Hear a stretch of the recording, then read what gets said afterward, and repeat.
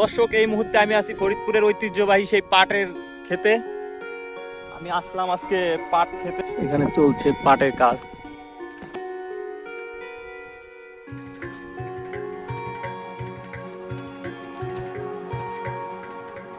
পাট ক্ষেতের মানে কিছু পরিমাণ আগাছা এবং হচ্ছে অতিরিক্ত যে পাটগুলা, চিকন পাটগুলা, এগুলা তুলে ফেলা হচ্ছে এবং পাট খেতে যে ঘাস ছিল এগুলা তুলে পাট ক্ষেতকে পরিষ্কার করে দেওয়া হচ্ছে। এই প্রচন্ড গরমে কি একটা অবস্থা হয়েছে চেহারার। সবুজ পাট ক্ষেত চারপাশে, মোটামুটি যে গরম পড়তেছে এতে টিকে থাকাই দুষ্কর। তারপরেও এই গরমের মধ্যে পাটের ভিতরে কিভাবে কাজ করতেছে এবার আপনারাই বলেন।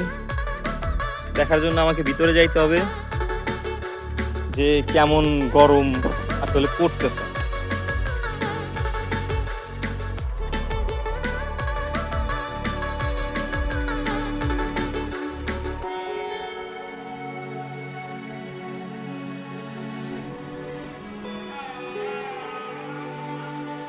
প্রচন্ড গরম, আমার সহ্য হচ্ছে না।